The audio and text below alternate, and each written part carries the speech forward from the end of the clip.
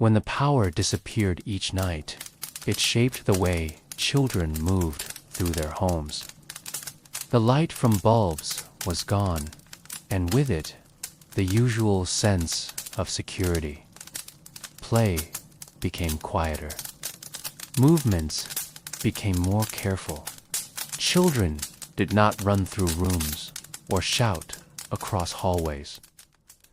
They learned to step gently, to whisper, to stay close to the warmest room. Before the blackout, children were often told to finish their games early. Toys were gathered before dinner. Pencils were put away. Homework completed. Dolls and wooden blocks were returned to baskets. Parents reminded them that soon the lights would go, and when that happened, it would be time for silence. Some children played near the stove, where the fire offered a bit of comfort. The glow of the embers made shadows dance across the ceiling. They used thread and cloth to make little puppets. Some traced patterns in spilled flour or dust. Others played clapping games, reciting rhymes that had been passed down for generations. These were soft games, no bouncing or shouting.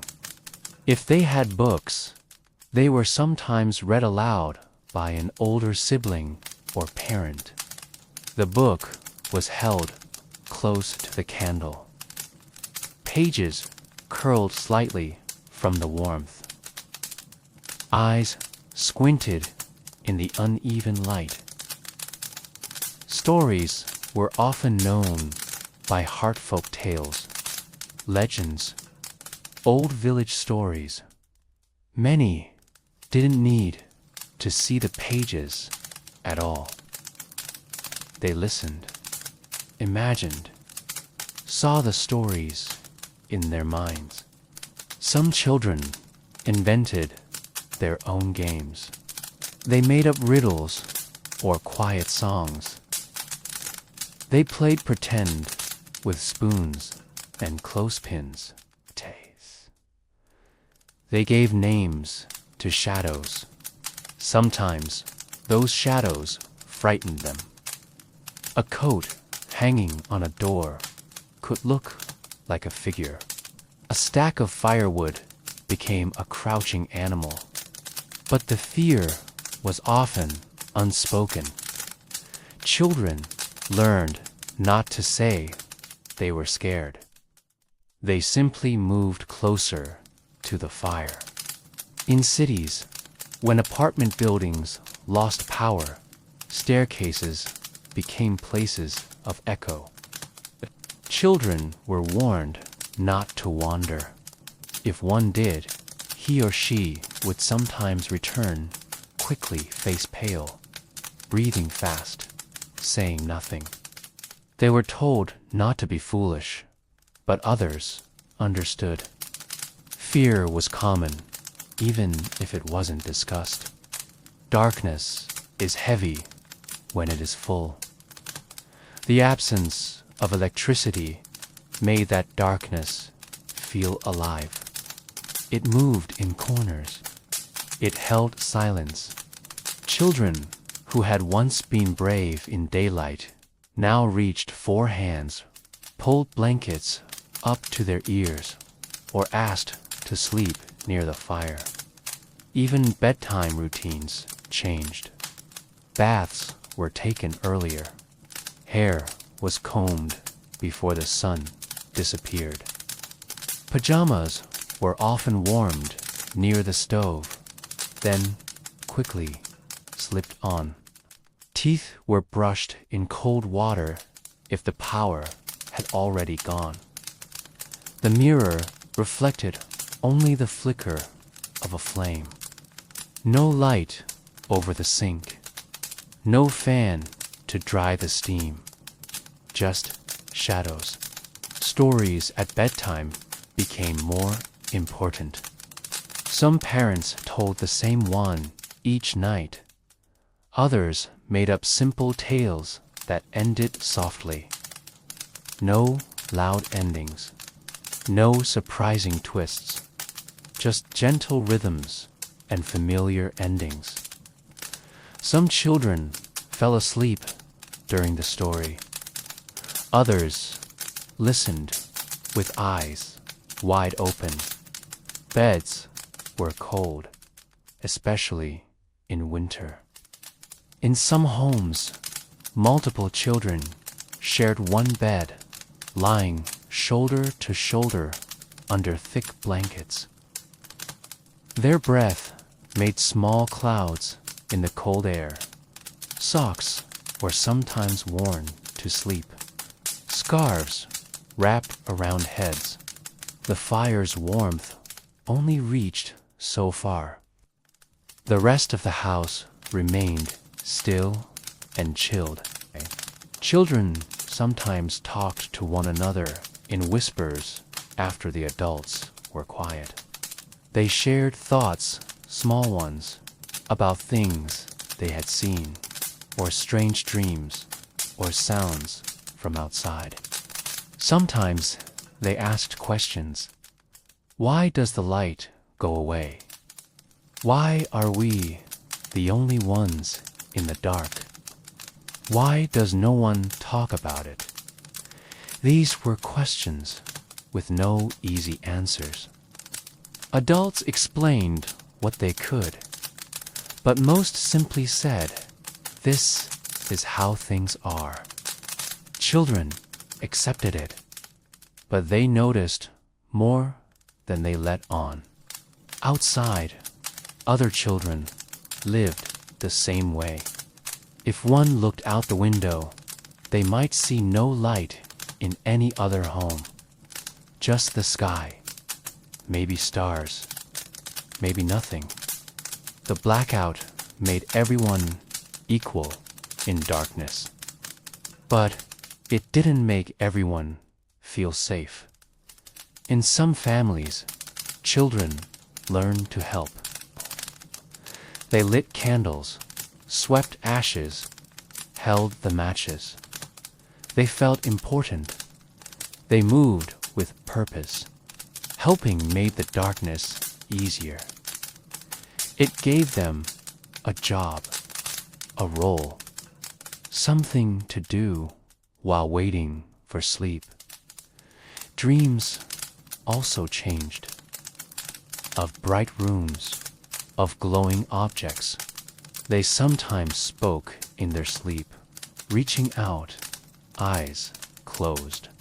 In the morning, they forgot what they had said. During school days, they talked with classmates about the blackout, quietly in corners. Did your lights go out too? Did you hear the wind last night? My candle melted sideways. They built a shared world. Some children were told old superstitions that if they were good, the light might stay a little longer. That if they listened well, they would have a bright dream. These stories weren't always true, but they offered comfort.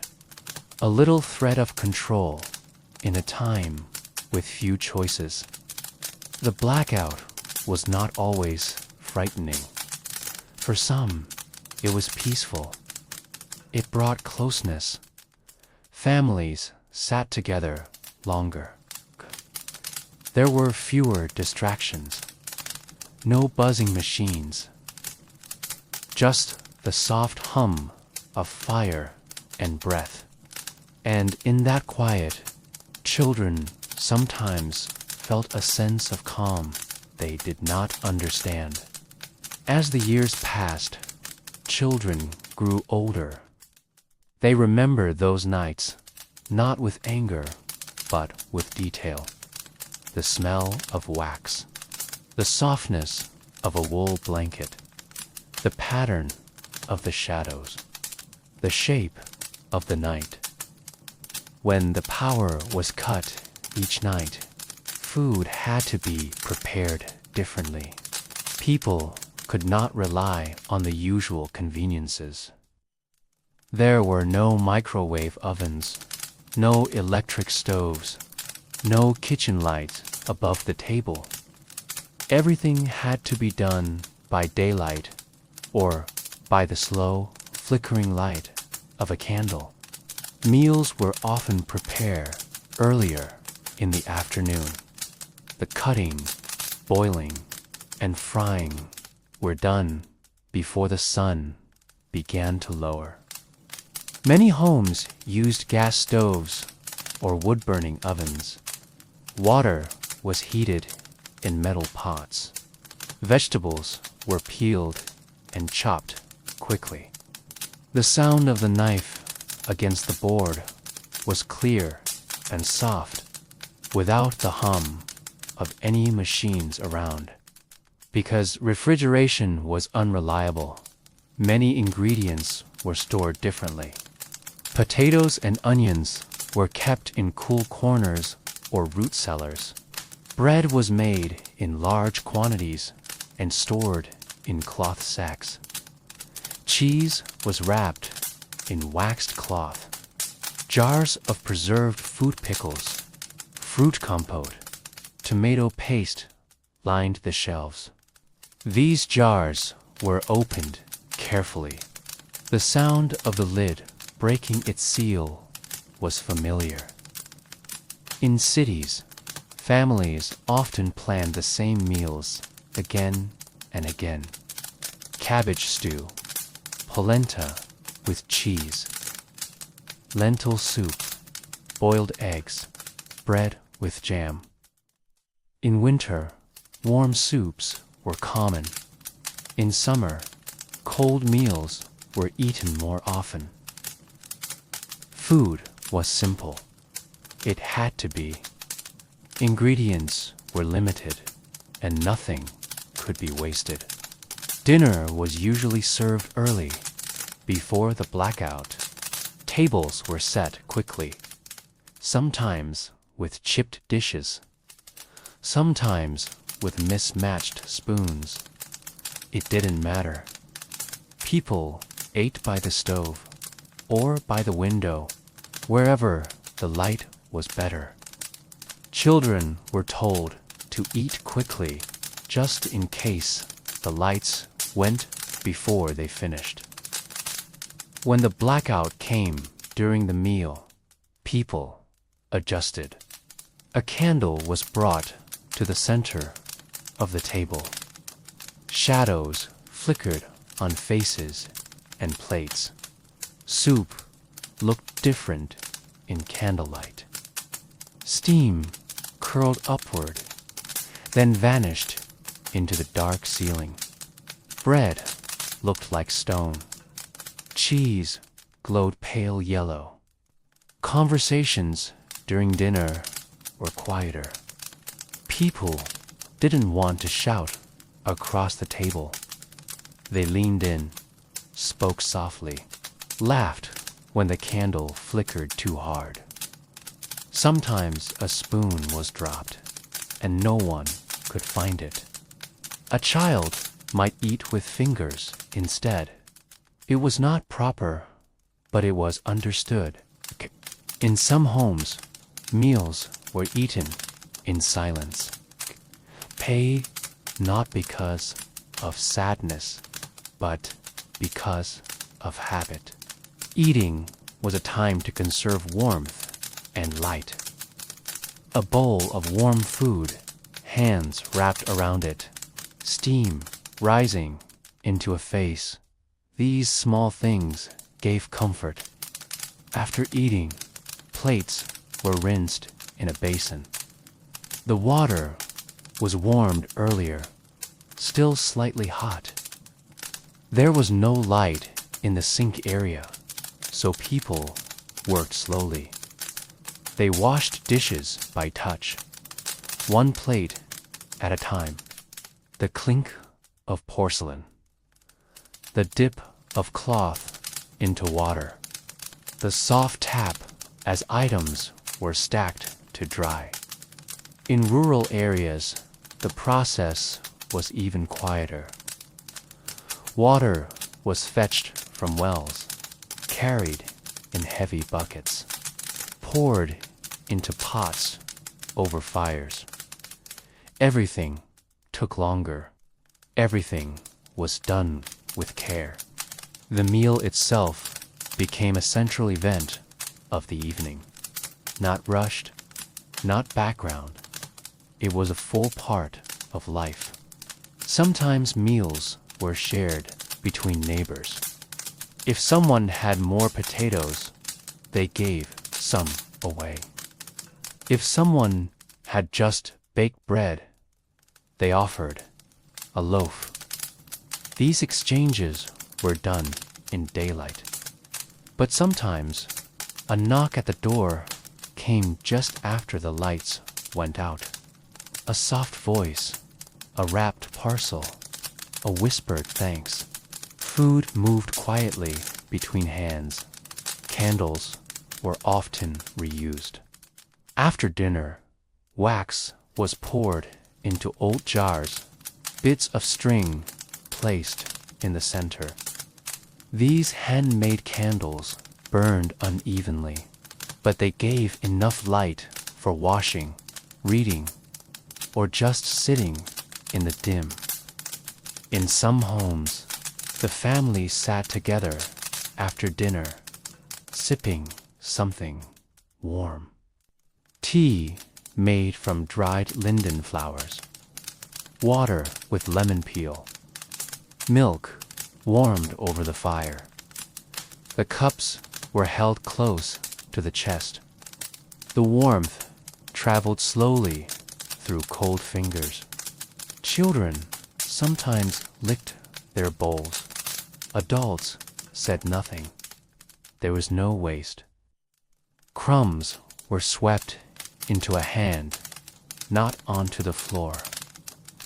Bits of leftover stew were covered with cloth and placed near the window. Cool air kept it from spoiling overnight. In winter, food froze if left too long. Even smells were different at night. Without competing scents from electrical appliances, the smell of cooked food lingered longer. Cabbage, garlic, bay leaves, smoke from the stove, the smell of wax, the breath of sleeping animals. Sometimes, when the fire burned too low, the family moved to one bed for warmth. Bellies full, blankets heavy. Sleep came slowly.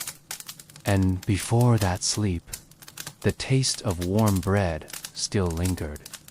Not every night was peaceful. Some meals were missed. Some foods spoiled. Sometimes there was not enough. To stretch what they had.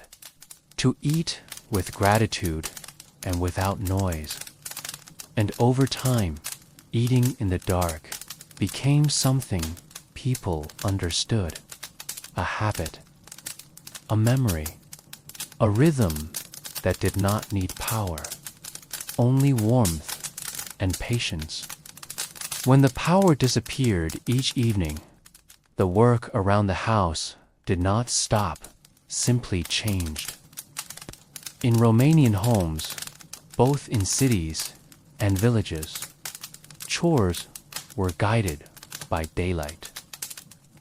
When electricity was limited, every task had to be done either before nightfall or slowly by candle or stove light.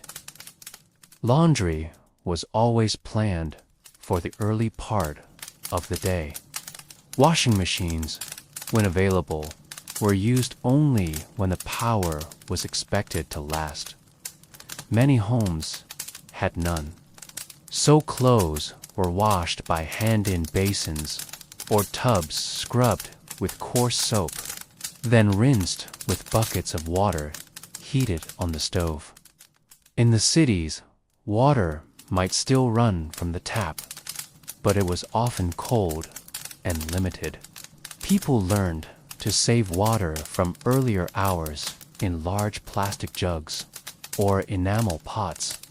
On the balconies of apartment blocks, buckets were lined up, catching the last of the warm light. Soap was harsh, and hands turned red and dry from scrubbing. But clothes had to be cleaned. School uniforms, work shirts, blankets, and towels. After washing, laundry was hung to dry on indoor lines stretched between door frames or along radiators. In winter, wet fabric froze if placed outside. Indoors, it dried slowly in the warmth of the stove. The scent of damp cotton and soap filled the room. Shirts dripped quietly onto the floor. Wool socks stiffened overnight. Some were turned near the fire, flipped by hand in the half-light. Sweeping was done by sunlight or not at all.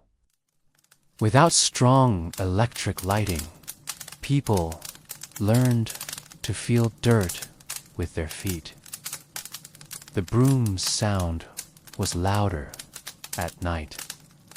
It moved across the floor like a soft whisper. Cleaning became a slower process, one based on touch and habit, not sight. Cooking pots were scrubbed in large bowls on the kitchen floor. Soap was made from animal fat and ash, boiled into heavy blocks. Dishes clinked quietly. Metal spoons were rubbed clean, one by one. Knives were dried carefully and wrapped in cloth to avoid rust. Ironing was sometimes skipped altogether. Without steady electricity, irons could not be trusted to heat. Instead, clothes were pressed by hand under folded towels, using weight from heavy books or bricks warmed at the edge of the stove. Uniforms were smooth with the palm. Bed linens were folded carefully, pressed between knees and arms. In rural areas, labor included feeding animals, stacking wood, and gathering water. These chores had to be finished before sunset. Chickens were fed early. Pigs were brought inside small wooden shelters. Cows were milked before the light changed. If someone was late, they worked by lantern, but it was harder. The ground looked different in the dark. Shadows confused the path. Firewood was stacked near the door, ready for night use. Ash was scooped out before evening, swept into buckets, and emptied outside. The wood stove became both the kitchen and the heater.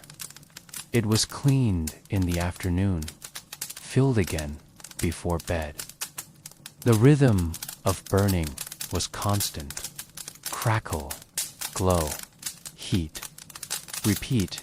Children helped with simple chores, peeling potatoes, folding cloths, sorting beans, carrying buckets.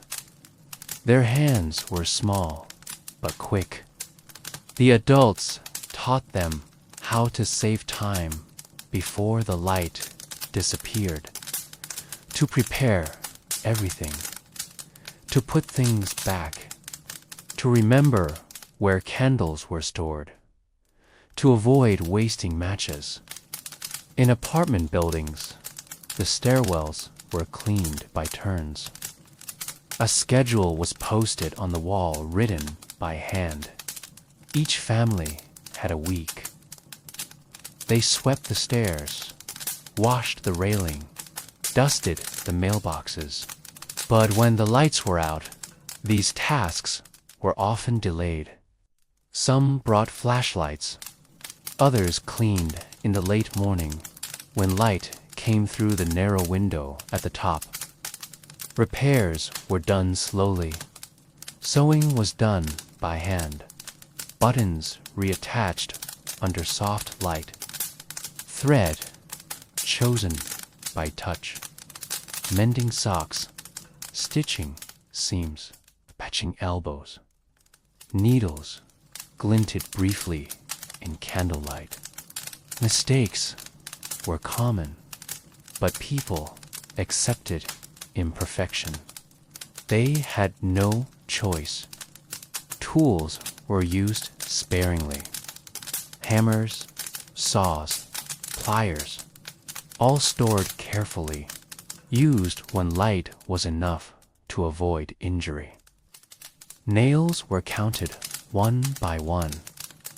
Screws were set aside in glass jars. A nail dropped in the dark might not be found for days. Even shopping became part of the chore rhythm. Markets closed early. People had to buy what they needed during lunch breaks or before returning from work. There were often lines. Food was wrapped in paper, carried in bags made of string. Eggs were placed in cloth pouches. Potatoes rolled loose in deep pockets. Items were chosen with care. There was no time to return. At home, shelves were organized by memory. Rice on the left, beans in the back. Canned vegetables stacked low. A list might be written on scrap paper-rolled schoolwork or government announcements torn in half. Pencils were sharpened with knives. Ink was rarely used. Too expensive. Cleaning cloths were made from worn shirts. Rugs were shaken from balconies. Windows were washed with vinegar and old newspapers. Streaks were common. It didn't matter. As long as light came through, it was clean enough. Without electricity, people relied on rhythm, not clocks. The sun was their guide. The stove was their center. Hands worked by instinct. Tools were used when needed. Nothing was thrown away. Old things were repaired again and again. Buttons saved in boxes. Threads wrapped around nails. Glass jars washed and reused. Chores did not stop when the lights went out. They slowed. They became quieter. They waited for morning if needed. But they were done with patience, with routine, with the memory of how to work in a world with less. Before we begin, take a moment to settle in. Let your hands relax. Let your jaw unclench. Let your breathing slow. In Romania, during the later years of the 20th century, the electricity would be cut almost every night. It did not go out because of a storm or accident. It was done on purpose. The government rationed energy, especially during the cold months. In homes across cities and villages, the lights dimmed and disappeared, sometimes without warning. People knew it would happen. They just did not always know when. Before the power went out, families would prepare. It became a routine. Water was boiled early, in case it could not be heated later. The evening meal was cooked before sunset. Pots were left covered to stay warm as long as possible. Children were bathed quickly. often while the sky was still pale. Wood was stacked closer to the stove. Kerosene lamps were brought from shelves and checked. Wicks trimmed, matches gathered. Refrigerators were opened with care. People learned not to stand in front of them too long. They took what they needed, then closed the door quickly. Cold could not be wasted. Sometimes food spoiled, yogurt curdled, butter softened too much, but people managed. They wrapped things in cloth. They stored perishables outside in the winter.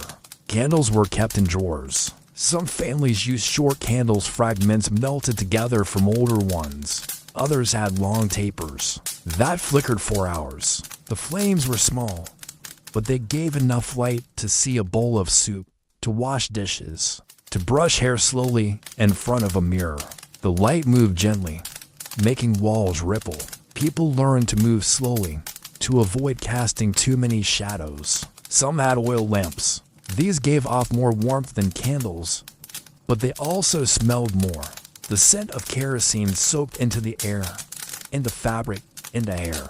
It became normal. The lamps hissed quietly when lit, a small, comforting sound, like a whisper in the corner. Flashlights were rare. Batteries were saved for emergencies. When used, they were turned on only briefly. A flick of light to check the time. A beam to guide a child to the outhouse. Then darkness again. The blackout touched every room. The kitchen became dim. The hallway vanished. Bedrooms were lit by candles placed on overturned cups or balanced on books. Wax dripped into saucers. People grew used to the marks on the furniture. In some homes, the stove burned all night. Not because of light, but for heat. It was fueled by wood or coal. The fire glowed through a small iron door. Families sat close to it, speaking in soft tones. They shared stories, peeled apples, or darned socks. The fire became the center of the house.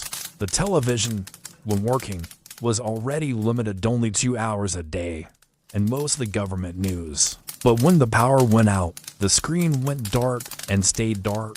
Radios with batteries still worked, and sometimes families listened to music or news broadcasts in the candlelight. But the volume was kept low. Windows were thin, and neighbors were near. Children often did homework early. Schoolwork had to be finished before dusk. Teachers knew this, and some gave shorter assignments during the winter. Others expected the same. Regardless, some children studied by candlelight anyway, squinting to copy numbers or read poems. The wax left smudges on the pages. Light bent around the edges of books. Adults washed clothes earlier in the day. Laundry left damp would freeze on balconies. Clotheslines strung across kitchen ceilings dried slowly. With the heat from the stove, steam curled from shirts and towels, mixing with the smell of cooked cabbage or boiled potatoes. People planned their evenings around the blackouts. Visitors left before dark. Dinner guests declined invitations during the cold months. Streets emptied early. Stores closed sooner. It was not just the homes that went dark. The entire world outside dimmed, as if someone had turned the volume down on life. In apartment blocks, stairwells became dangerous. No lights guided the steps. People carried candles to check their mailboxes. Some used lighters, waving them near the banisters. The metal was cold. The walls echoed more when unlit. In villages, things moved more slowly. Many homes there had lived without power for years, even before the rationing. Oil lamps were already part of life. Fireplaces already the center of activity. Still, even in villages, the darkness felt different when it came by force, not by choice. Shops in the village closed. Before dark, streets turned quiet. Dogs barked at nothing. The sky held no light from windows. Sometimes the moon lit the fields, reflecting off frost or puddles. Sometimes there was no moon, only the stars and the sound of feet crunching on dirt. People adapted. They always do. But adaptation left marks on habits, on thoughts, on how one moved through the world. In those years, Romanians learned how to do things with less. They learned to fold routines into sunlight and to let the night remain dark. Some said the silence was worse than the darkness. The quiet that fell when machines stopped humming, when television stopped buzzing, when even conversation slowed. It was not absolute silence, but a kind of hush. A pause in the sound of modern life.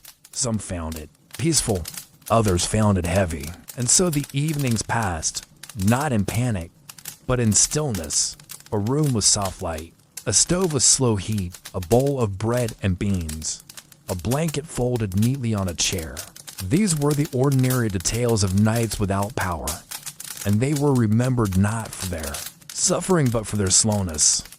When the power was gone, so was the constant noise.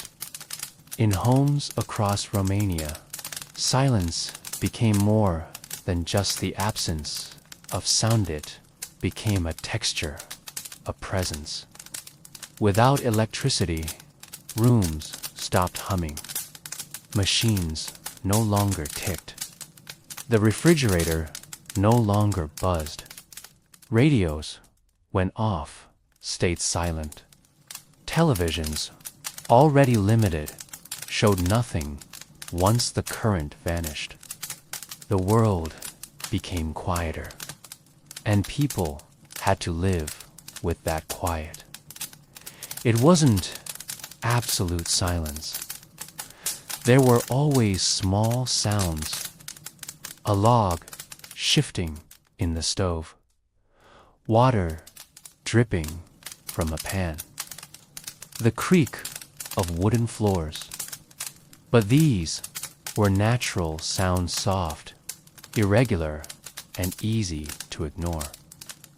The loudest sound was often the breath of another person in the room.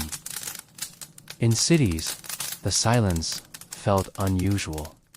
Streets were normally filled with distant horns, cars passing, and music leaking from windows. But when the blackout arrived, everything dimmed. Cars became fewer. The roads emptied early. Radios stopped playing. Even dogs barked less. The sound of footsteps on stairs echoed longer. In apartment buildings, the quiet was thick.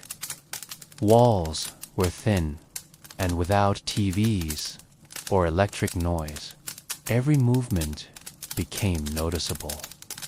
The clink of a spoon next door, a cough through the wall, the sound of water being poured.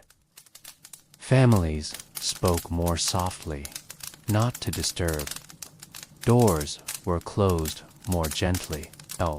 Children were reminded to whisper. In rural areas, silence had always been present, but it deepened during blackouts. The wind through trees became louder. The occasional crack of a branch, the rustle of animals outside the window. Without electric light, animals behaved differently, too. Cats prowled earlier. Dogs curled near the door. Chickens roosted in heavy stillness. People filled this silence with small routines. Some hummed old folk songs. Others whispered prayers. Some stirred soup more slowly. Some sat and simply listened to the wood burning, to the clock ticking when it still worked, to the slow breath of another. Time moved differently. Minutes felt longer. Without glowing clocks or schedules, the body became the measure. Hunger signaled the hour. Fatigue signaled the night. People guessed the time by the color of the sky or the sound of distant bells when they could hear them. There were no distractions, no screens to glance at, no glowing notifications. People sat with their own thoughts longer than they wanted to. For some, it brought peace. For others, it brought worry. But the quiet allowed those thoughts to rise. Some used the time to mend, to sew, to peel vegetables for the next day. Others sharpened tools, organized drawers, sorted old papers by candlelight. These tasks were slow, repetitive, calming. For many, the dark became a time of conversation. Not loud talk, but soft sharing. A story from a parent. A memory from a grandparent. Words spoken gently, as if to avoid disturbing the shadows. These stories were not rushed. They unraveled like threadlong, slow, quiet. Teenagers sometimes sat in corners, writing by candlelight. Diaries were hidden between book covers. Some wrote poems, some just lists. Words felt heavier at night, surrounded by silence. Pencils scratched softly on rough paper. Sometimes the wax dripped on the page. Others played cards by the fire. The deck was worn, corners bent. Games were old and familiar. Points were not always kept. The game was not about winning, it was about passing time. Each round stretched the hour a little further. Shadows danced with the motion of the hands. Some people did nothing. They simply sat, watching the flame, watching the window, listening to their breath. They didn't call it meditation. They didn't name it at all. It was just stillness, a pause, a waiting. In homes where older relatives lived, they often spoke the least. They had known nights like this before. Before electricity, before machines. To them, it was familiar. They adjusted quickly. They reminded the young not to waste candles, not to fear the dark, not to complain. They stirred the tea slowly, evenly, without spilling. Sometimes people visited each other before the blackout began, but they rarely stayed after. The darkness made return trips difficult. Walking through unlit streets or country roads required memory. A wrong step could lead to injury. Most prefer to be home before the silence arrived. Even the smallest sounds became meaningful. The striking of a match, the closing of a book, the turning of a key. People listened more closely. They understood each other in the quiet better. They heard shifts in tone. They saw more in each gesture. This silence didn't feel like punishment to everyone. For some, it was the only time the world slowed down. When work ended, when pressure lifted, when the night gave them permission to pause. In some homes, people prayed quietly, not always for change, but for steadiness, for warmth, for health, for something small to be just enough. The prayers were whispered, mouthed without voice, or simply thought. No need for volume, only for presence. Over time, people learned not to rush. They folded clothes with care, boiled water in smaller pots, stirred porridge longer. opened windows more slowly. They became gentler in movement, more patient with routine, because there was nowhere to go, nothing urgent to do, no light to hurry toward, and so the night passed in silence. Not total silence, but shared stillness. A room with slow hands, a cup of tea cooling on the table. A family close together. A single candle burning low. The clock unseen. The darkness complete. When the last bit of light had faded from the sky and the final candle burned low, people prepared for sleep.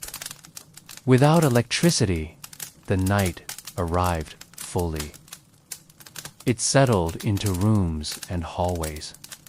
There were no glowing clocks, no flickering televisions, no radios humming in the background, only darkness and whatever warmth the stove had left behind. Beds were often close to the stove in the colder months. The heat from the fire was slow to spread, and some rooms stayed cold all night. In many homes, families slept together in one room, not always in the same bed, but close by. This made it easier to stay warm. It was also more comforting.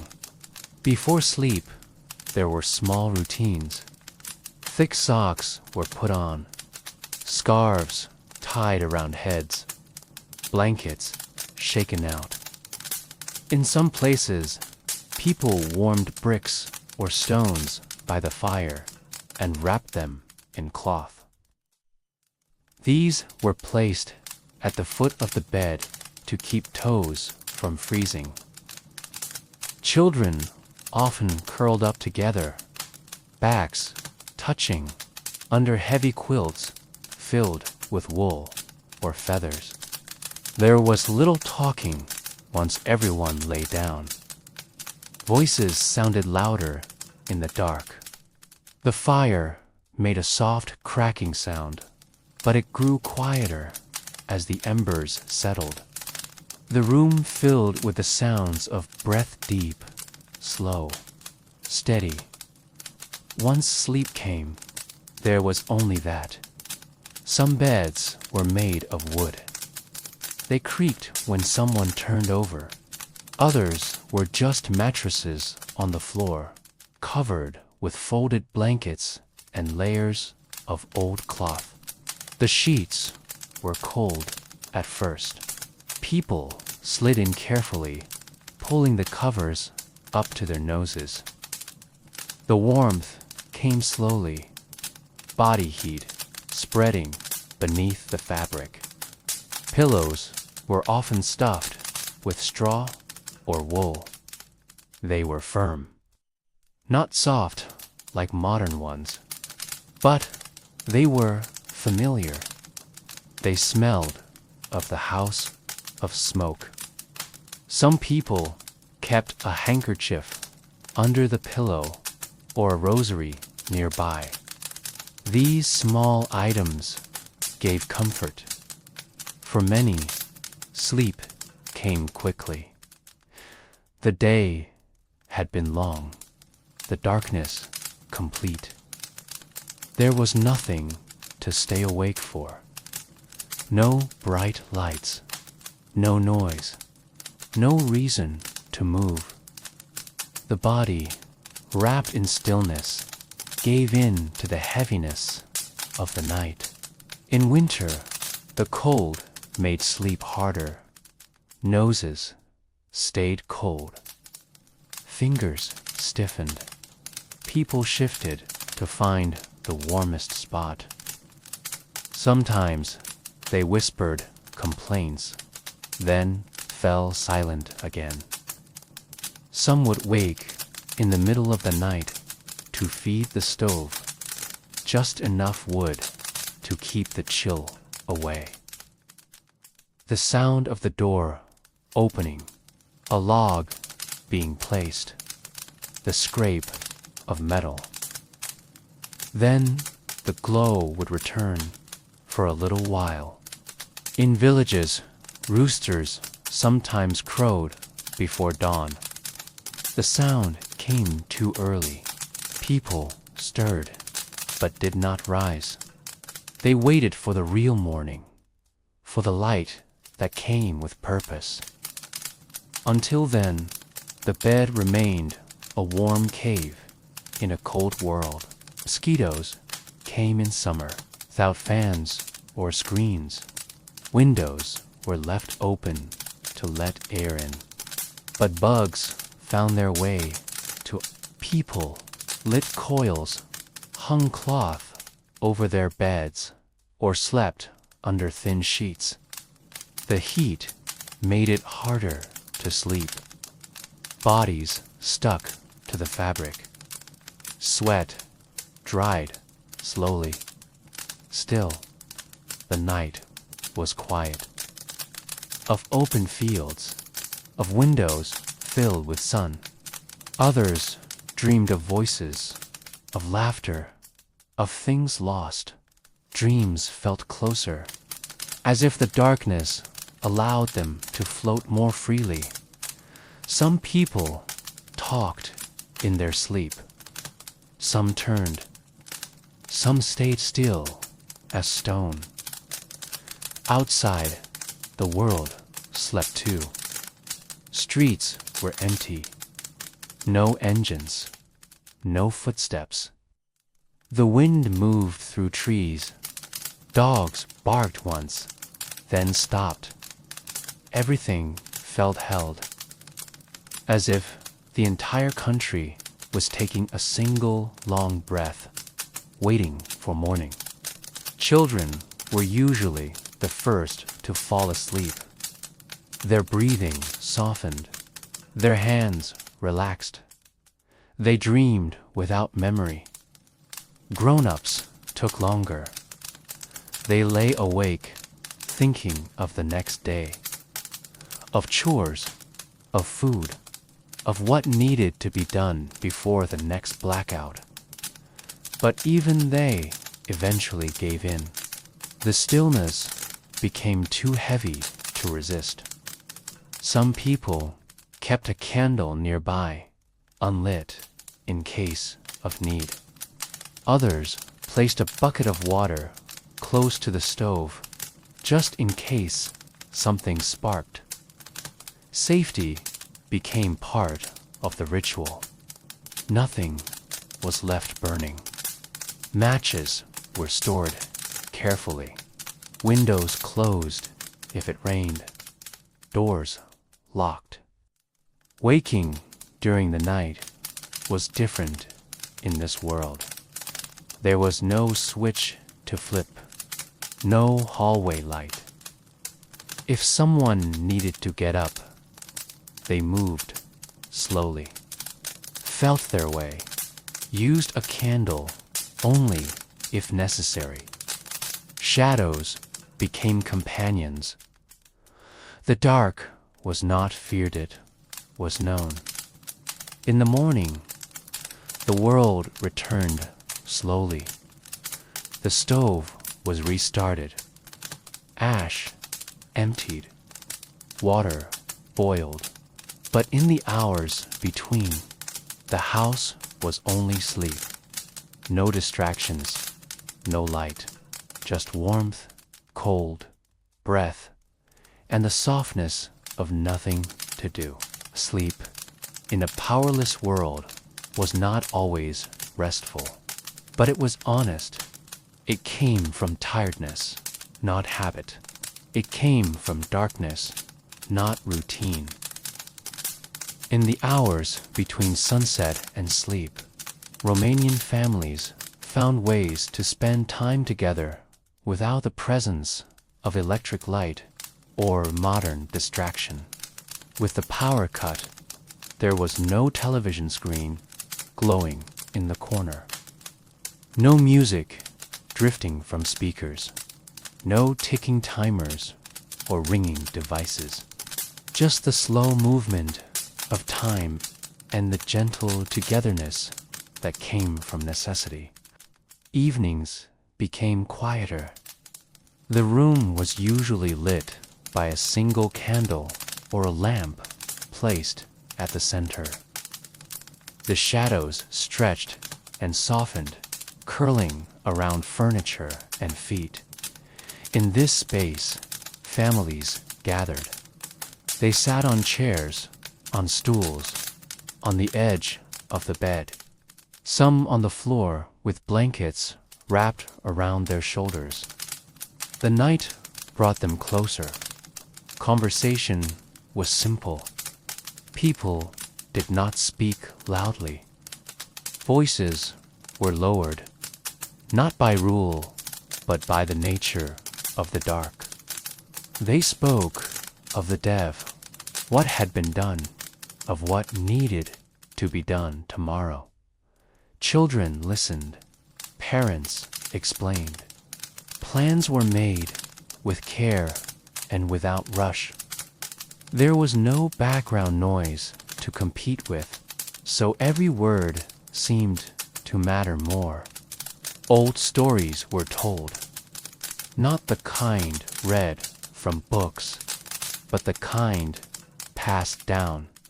Folk tales about animals that talked, spirits that wandered, people who outwitted hardship. The stories were remembered from grandparents, sometimes told exactly as they were heard years before. The words didn't need to be perfect. The rhythm was enough. The pattern of telling soothed the room. Games were played, games that needed no boards, no electricity, and very little light. Hand games, guessing games, rhymes. Children played with spoons, buttons, small cloth dolls. In some homes, a deck of cards was kept in a wooden box, worn, softened by use. Simple games like War or 21 passed the time. Sometimes people told riddles. One person would speak, the others would guess. The riddles came from deep memory, from books long gone, or from the mouth of a passing neighbor. Some were funny, others were clever. They filled the silence gently. When no one knew the answer, it was saved for the next night. Hands stayed busy. Someone might peel vegetables for tomorrow. Another would knit by memory, fingers moving, even in near darkness. Thread passed from one side to the other. A sock was mended. A scarf lengthened. The sound of thread pulling through wool was soft but steady. Children sometimes drew with pencils on scraps of paper, tracing the shape of the candle's shadow or copying old newspaper drawings. The wax left smudges. The paper tore. But they didn't mind. The act of drawing was more important than the result. Books, when available, were read aloud. The same pages repeated again and again. A novel passed down from a cousin. A poem collection saved from school. A storybook with half the pages missing. It didn't matter. The words gave rhythm to the night. In families with older members, quiet listening was the norm. An elderly voice might recall how things were before rationing, before the city lights, before even radios were common. These recollections were not full of drama. Just simple things. How bread was baked in outdoor ovens. How hay was stacked. How winters were passed when oil was even harder to get. The fire was tended throughout these evenings. Logs added carefully. Ash stirred softly. The glow from the stove became part of the group. It offered more than heat, it offered presence. A living, moving heart at the center of the room. Sometimes people sang, not in performances, but in low, shared voices. Old songs about fields, harvests, partings, and returns. Village songs, church songs, songs learned as children and never forgotten. The singing was quiet, a few voices, sometimes only one, just enough to fill the space between the shadows. Some homes kept photo albums close at hand. They would be opened by the candle's edge, and fingers would trace the faces. No names needed. Everyone knew.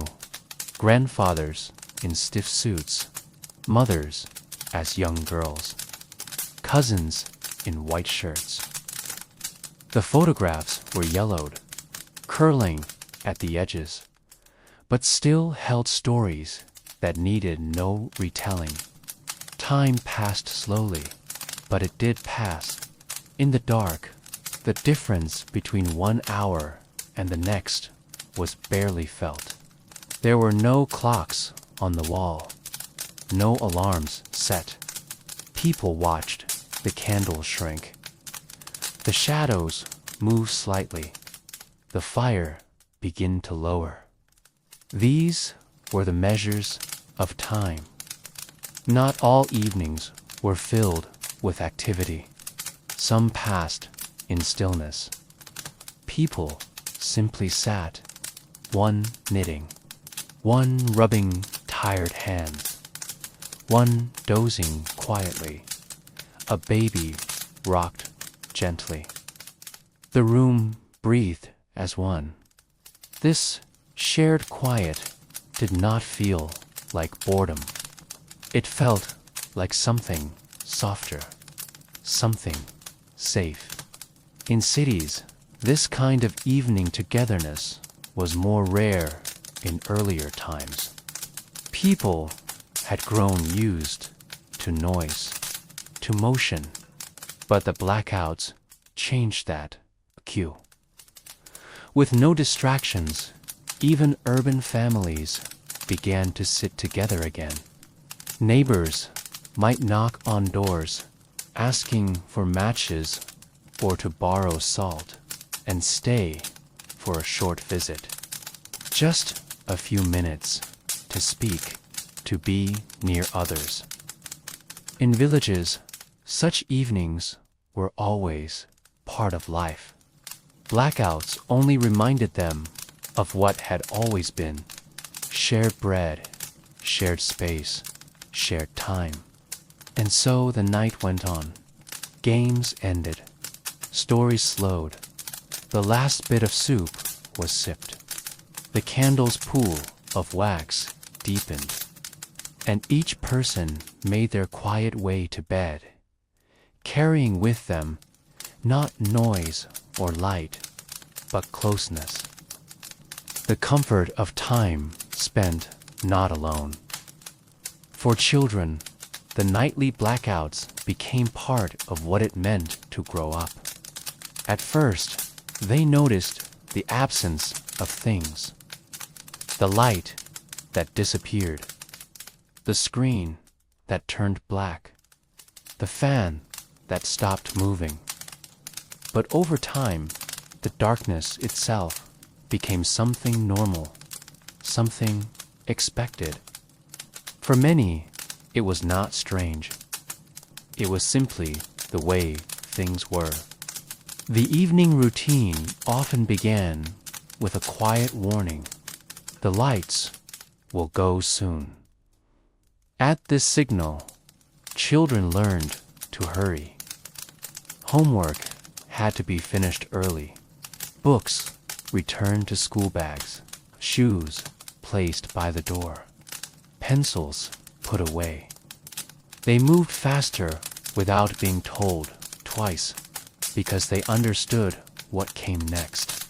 Baths were given before the blackout. Buckets of warm water, mixed by hand, poured slowly over small heads.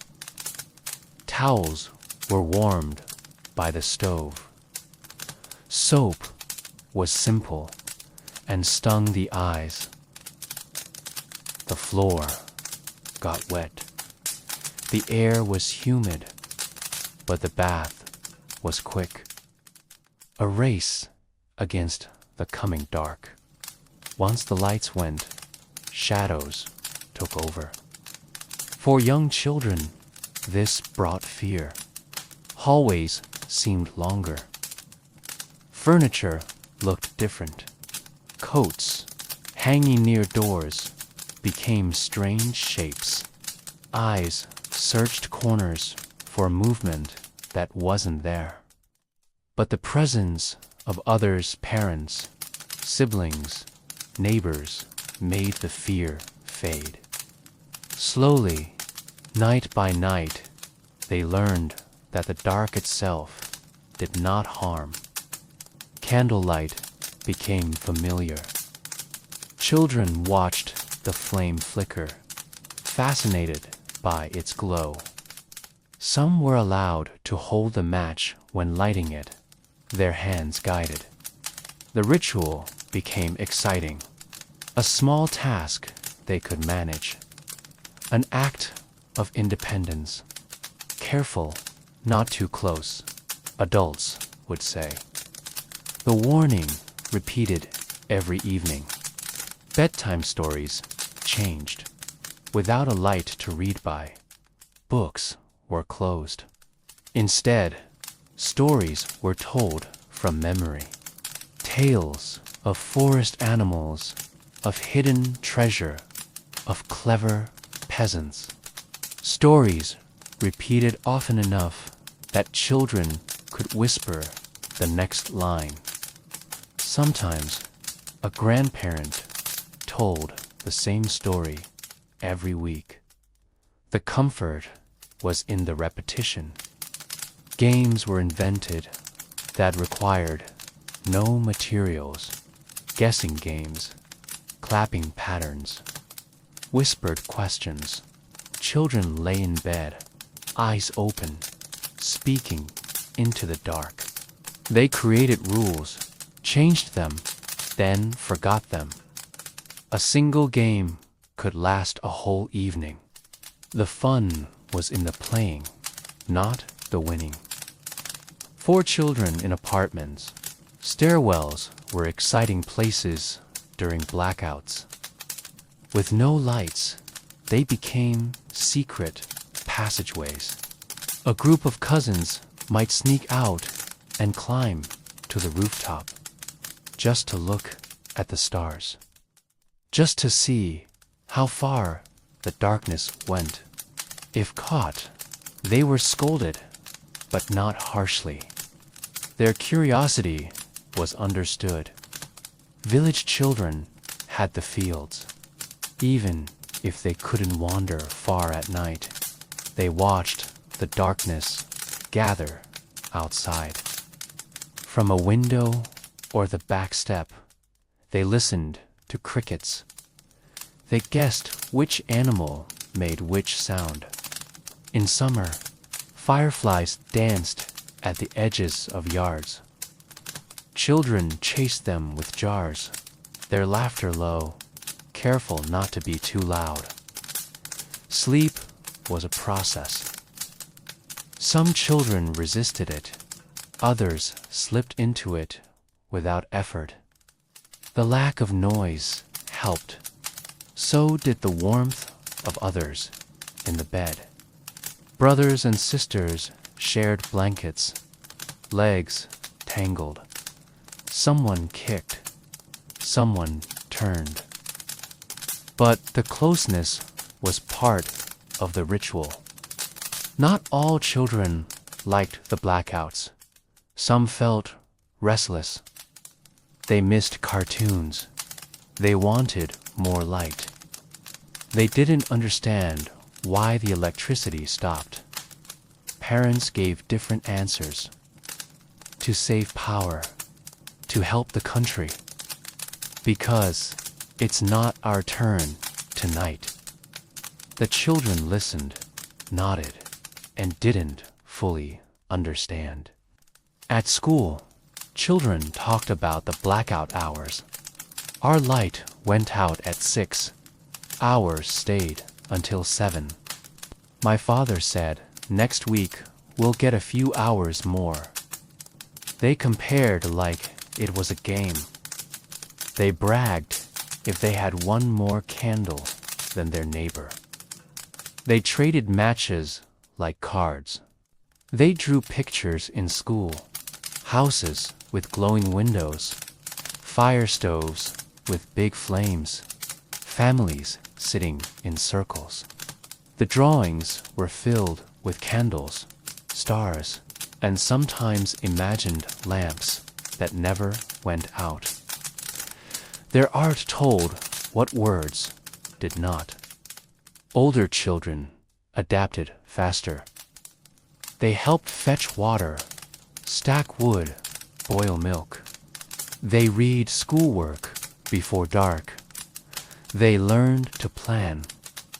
A few scribbled poems on napkins. Others wrote in small notebooks, hiding them under pillows. The night gave them time to think, not just about homework, but about everything. Teenagers wrote letters, long ones to friends, or imagined lovers.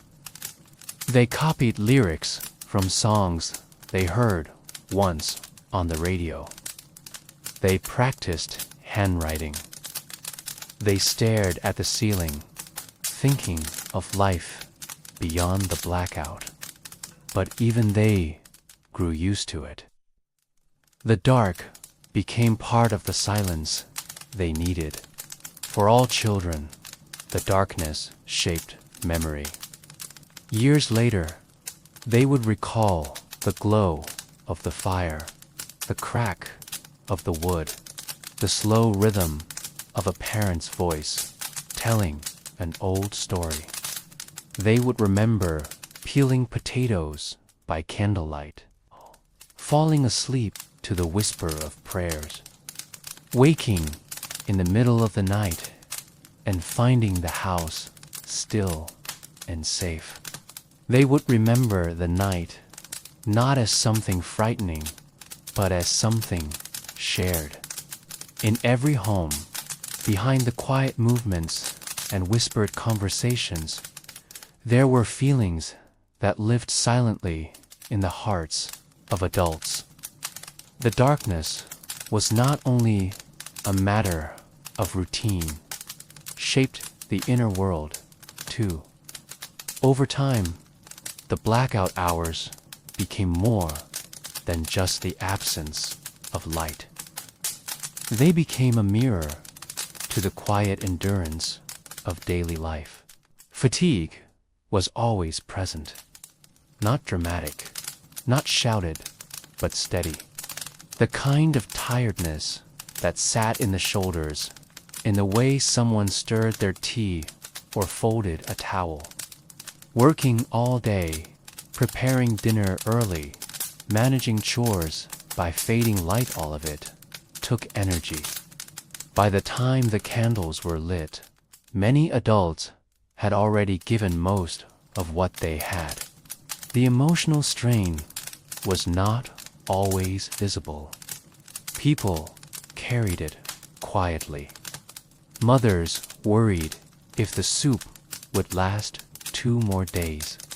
Fathers checked the firewood, counted the matches, watched the last candle grow shorter.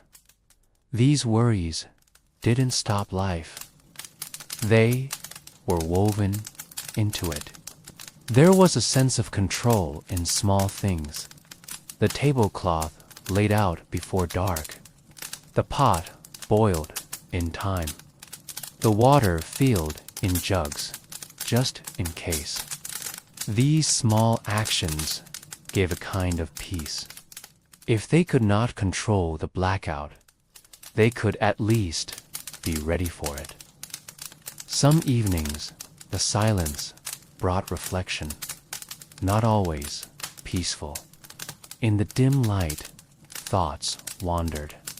People thought of how things had been, how evenings once had radio songs, or the television hum, or electric lamps that stayed on past midnight. They remembered holidays with music, birthdays with warm rooms full of light. But they also remembered harder times. Older adults had seen winters colder than this one. They had survived ration lines, long train rides, and loss. The blackout, while frustrating, was not the worst thing they had known. That memory gave them patience, or at least silence. There was pride, too. Not loud or spoken, but quiet pride in the way the house was kept warm, in the way the children were clean, in the pot of beans that stretched one more meal. Pride in surviving, in adapting, in not falling apart. Even in small ways, it mattered. Still, frustration lived quietly beside pride. Not every night felt noble. Some nights felt unfair. The light had gone out early. The food had run short. The work had piled up. And the dark seemed to stretch longer than usual. On those nights, someone might mutter under their breaths. A chair scraped a little too hard. A door shut faster than usual. But anger, if it came, passed quickly. There was nowhere to place it, no one to blame in that moment.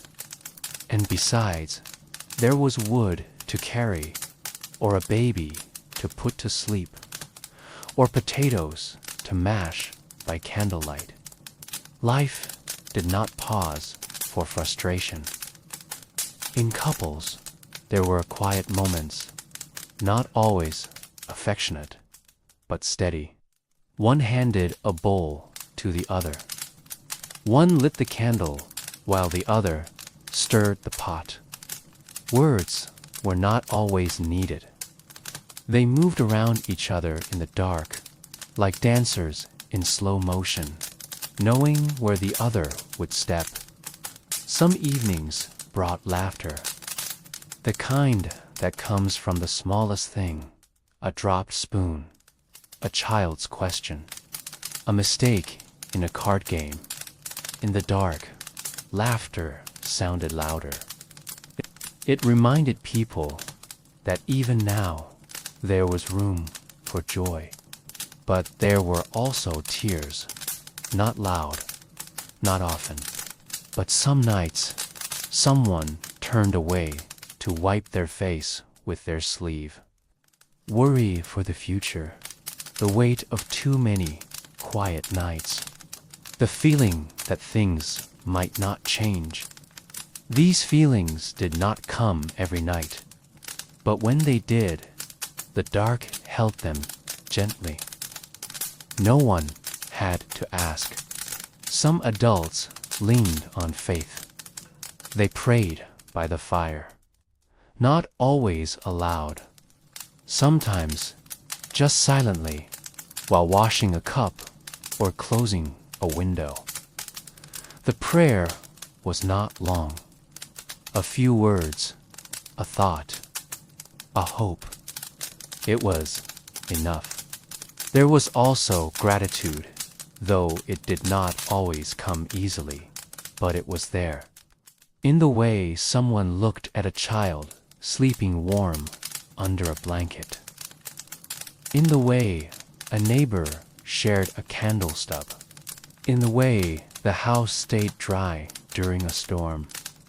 Small things noticed more clearly without the blur of bright lights.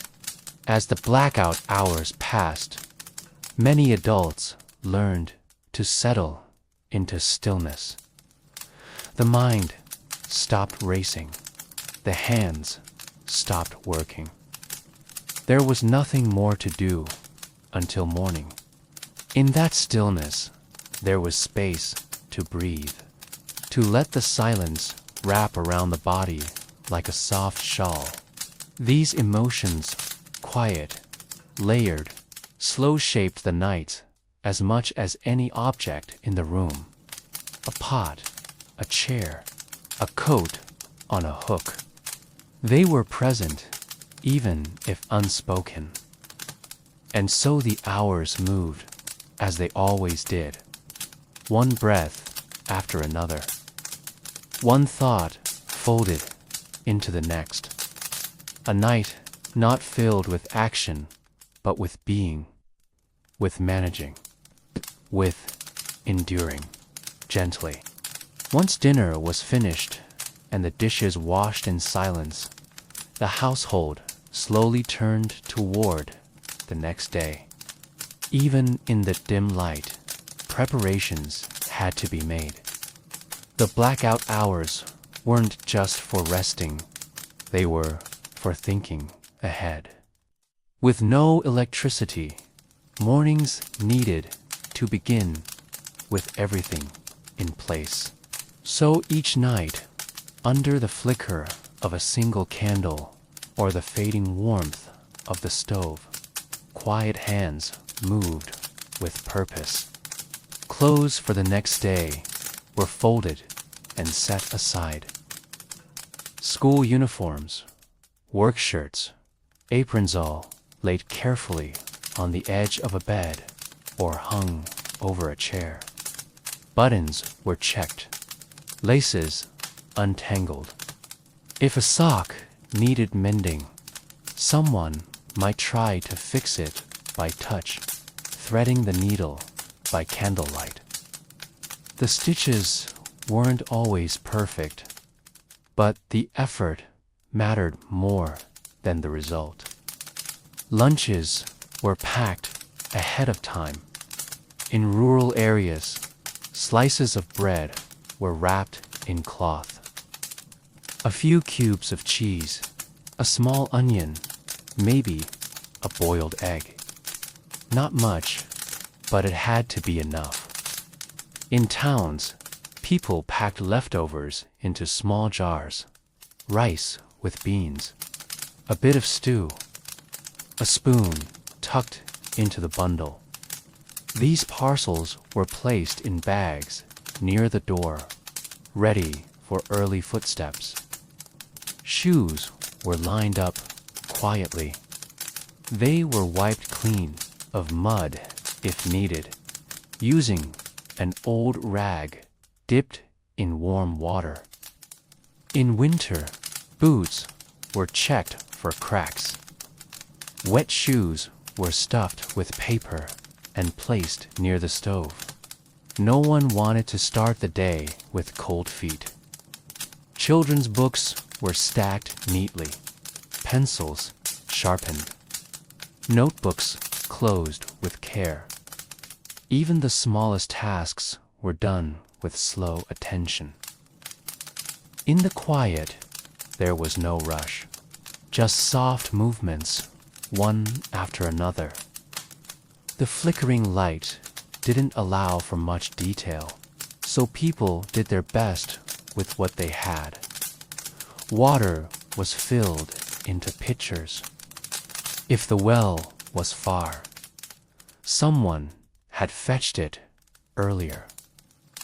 If there was running water, it might be stored in metal basins just in case it froze during the night. Drinking water, washing water, cooking water. One left, maybe two. A small box of matches tucked behind a jar. The next night would need one of them, maybe part of one. Wax scraps were saved in a tin to melt and mold later into new candles. Bits of string were cut and tied, waiting for the wax. The stove was prepared for the morning. Ash was swept gently into a bucket. A few logs placed close by. Kindling stacked in a dry spot. A piece of old newspaper folded to help start the flame. Everything had to be ready for the first person to rise.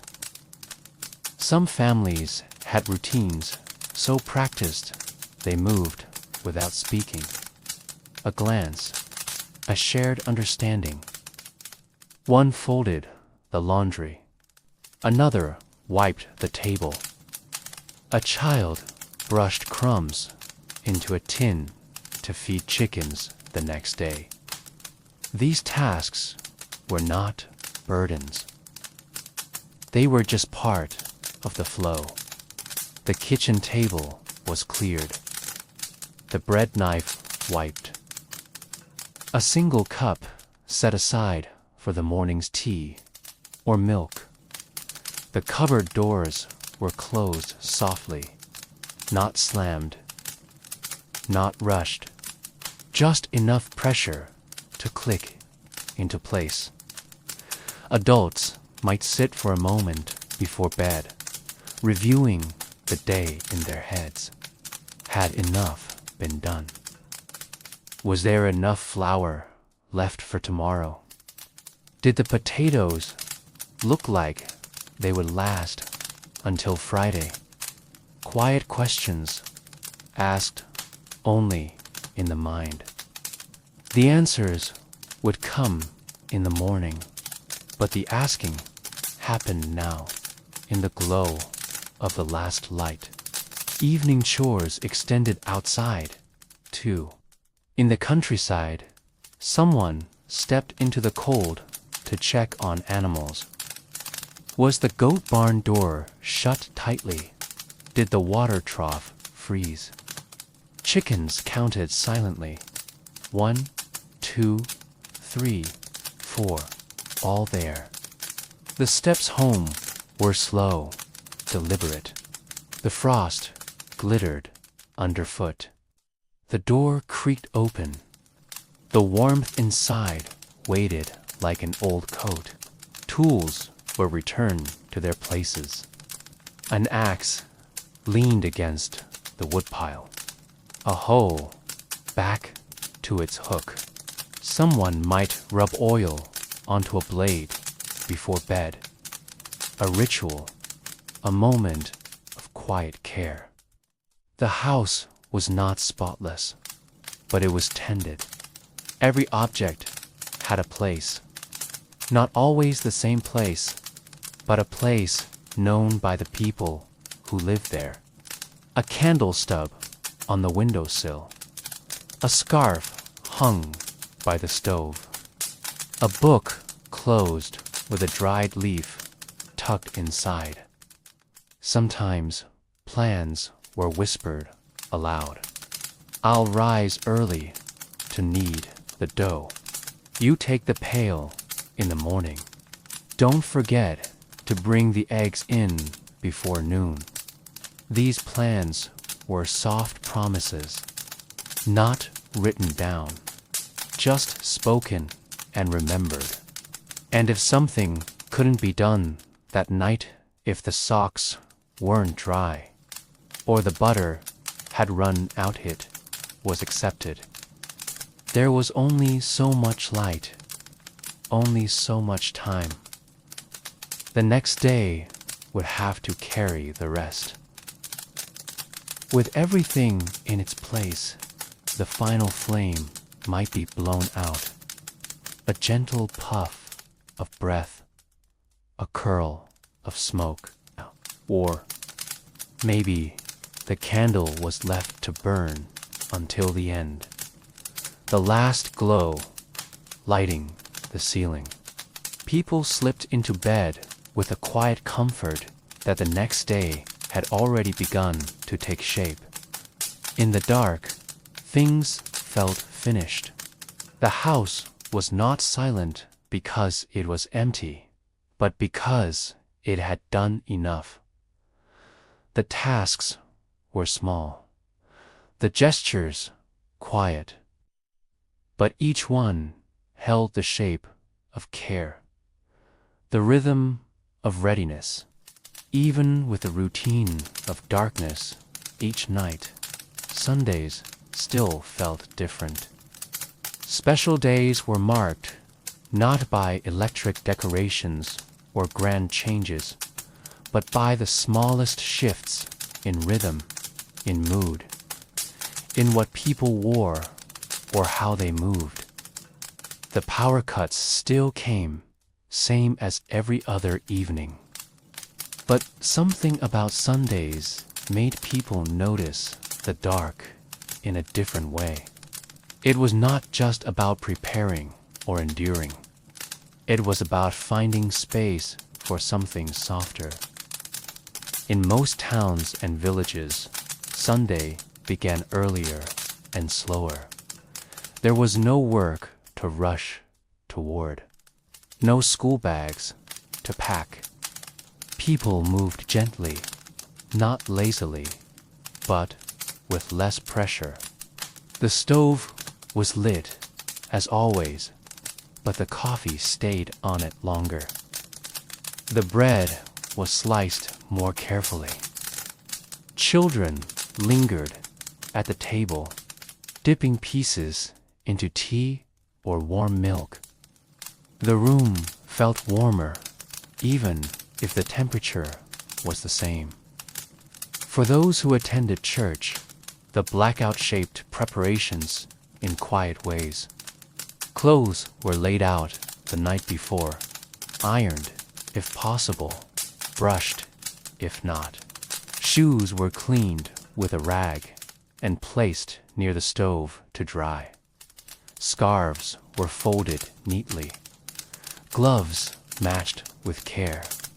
In the morning, people dressed in the dim light, using mirrors only if the sun reached the window just right.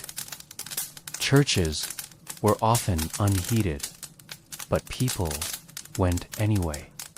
In villages, families walked in quiet lines, steps on packed snow, whispers between shawls, children holding hands. The sound of bells, soft but certain, calling across fields and rooftops. Inside, candles flickered beside icons. The smell of wax and incense rose into the rafters. No microphone was needed. The voices echoed naturally.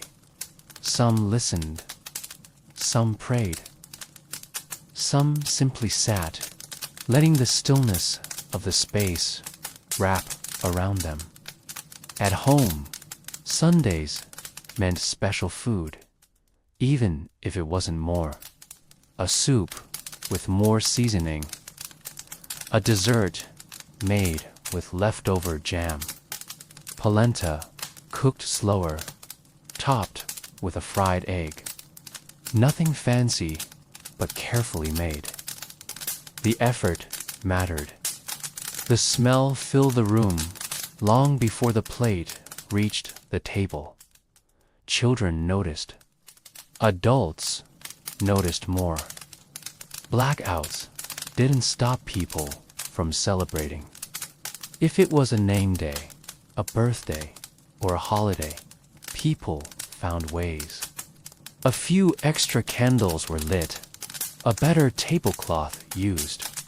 Music, if it could be played, came from memory or an old accordion. In some homes, People sang softly, old songs, childhood songs, songs that everyone knew the rhythm of, even if they forgot the words. Visits still happened. A neighbor would knock, holding a plate of cake under a cloth. A cousin might stop by with a gift: pickled vegetables, fresh bread, a single orange. These small offerings were shared and received with care. The blackout shaped the limits, but not the heart of these gestures. If a family hosted a celebration during the blackout season, they prepared differently. Food was cooked ahead of time. Lamps were placed on every shelf, extra matches set in a jar, chairs brought in from neighbors, everything arranged before sunset. As the light faded, the room glowed with candlelight and warmth, and conversations rose just enough to fill the space. Children didn't need electricity to play. On holidays, they played the same games: hide and seek, hand games, singing circles. They chased one another between shadows, their laughter soft and high. Sometimes they drew patterns in flour spilled on the table, pretending it was snow. Sometimes they just watched the flicker of the candle and told small stories of what they would do if the lights came back on. In winter, special nights were colder, but not less joyful. Families gathered under more blankets. Extra soup was made. Tea was poured into thick cups. Stories were shared, not for entertainment, but because they carried meaning. A tale about a great-grandmother who cooked over open fire. A story about walking through snow to school. A memory of a blackout from years ago that had seemed darker than this one. During religious holidays, the preparation was deep and quiet. Lent was honored through meals made without meat or dairy. Christmas and Easter came with their own rhythms, rituals that needed no electricity, eggs painted by hand, bread blessed at church, candles lit for prayers, not decoration. The blackouts did not cancel these traditions. They gave them new weight. In cities, special days were often more private. With no bright shop windows or street lights, the celebration moved inward. Apartment windows glowed faintly. Curtains were drawn. A mother might hold a small child near the window to see the moon. A father might tell a story from the old country, from before the war, from before the wires even reached his village. These were soft moments, wrapped in silence. Sundays also became days of care. Hair was trimmed, linens aired, letters written, drawers cleaned. Without power, time stretched, so people used it gently. The sewing basket came out. Buttons were fixed, sleeves repaired, nothing wasted. Every stitch felt like preparation, not just for the next day, but for staying whole in small ways. As the sky darkened again, the specialness of the day didn't end. It just quieted.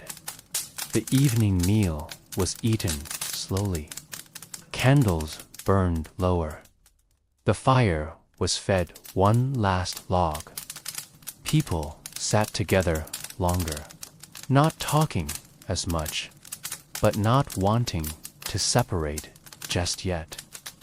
When the last flame flickered, people remembered how the day had started with stillness, how the food had warmed more than just the body, how, even without light, they had marked something, not with noise, not with flash, but with presence, with care, and then, slowly, they slipped back into the ordinary dark.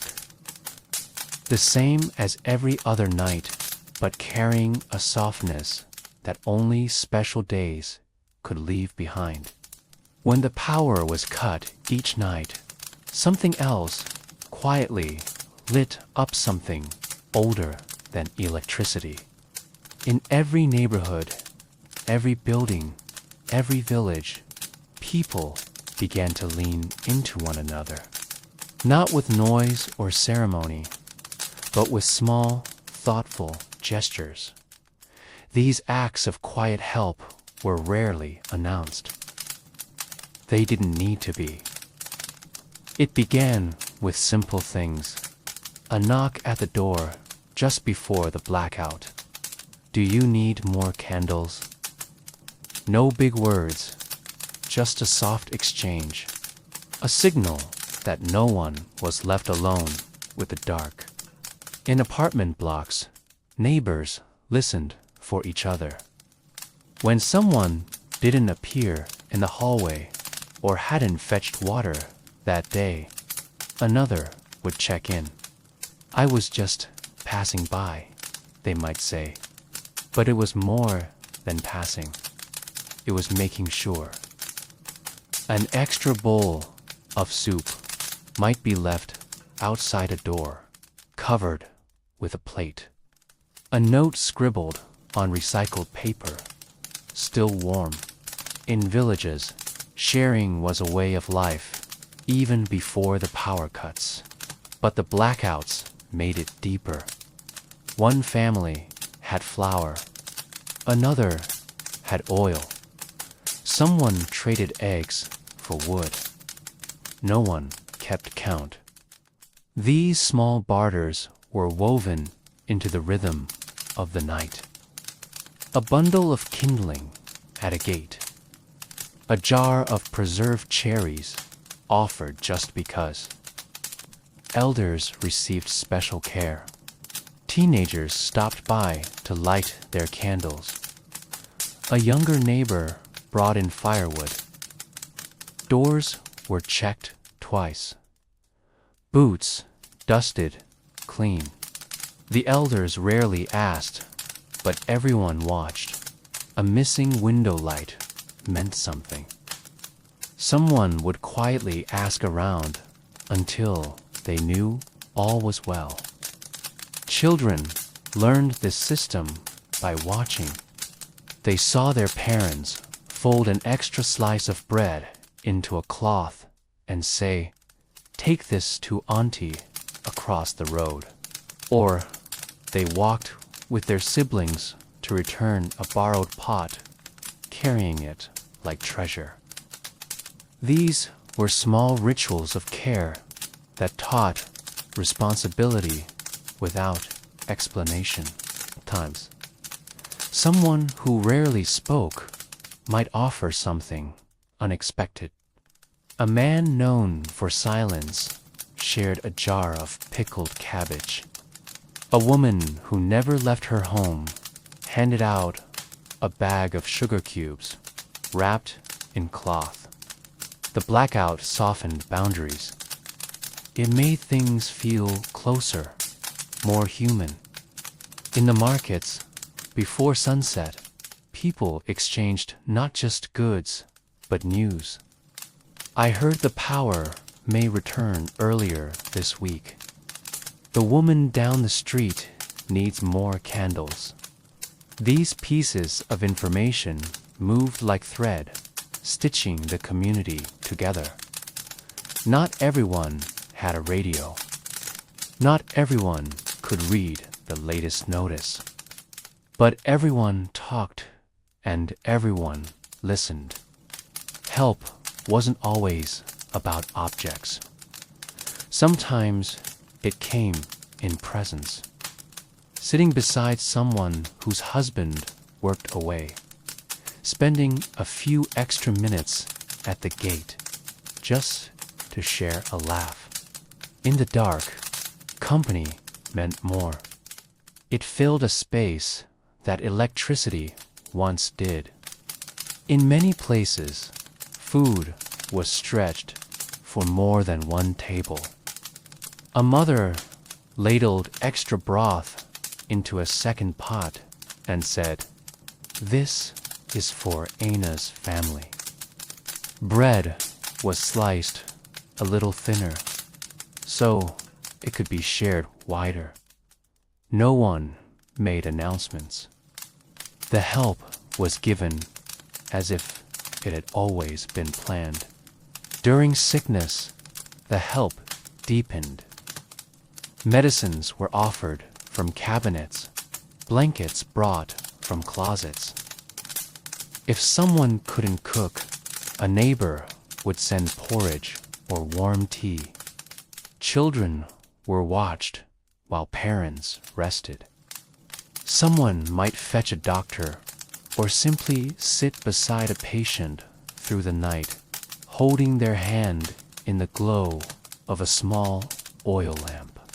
The blackout taught people to notice the small needs. A creaking gate, a roof tile blown loose, a basket without coal beside it. These signs didn't need to be explained. Someone would come the next day, hammer in hand, without asking. Not because they were told to, but because they could. Even in the cities where life could feel more distant, small circles of help formed. Neighbors who barely spoke during the day now shared matches. People brought water up 5 flights of stairs for an elderly resident. The hallway echoes were filled with soft voices instead of footsteps. In the absence of light, closeness grew. Trust became a silent agreement. Children sent to borrow salt returned with a smile. A borrowed pot came back cleaner than it left. No locks were added. In fact, some doors stayed open longer, just in case someone needed something late. Letters were sent between families far apart. A cousin in the next village might send word. "We have extra onions. If you pass by, we'll share." These notes were not written in haste. They were folded slowly, tied with string, carried in coat pockets. The blackout slowed communication, but made each word feel heavier, more meaningful. The darkness itself became something shared. A neighbor might point to the stars and say, "It's clearer tonight." Someone else might nod, "Yes, you can see the Milky Way." And they stood there, 2 silhouettes in the quiet, not saying much more. These quiet systems of care weren't perfect. Sometimes help came late. Sometimes it didn't come at all. But most nights, someone noticed, someone helped, someone gave. And in doing so, they reminded one another that even in the darkest hours, people could still reach for each other. It wasn't about heroism.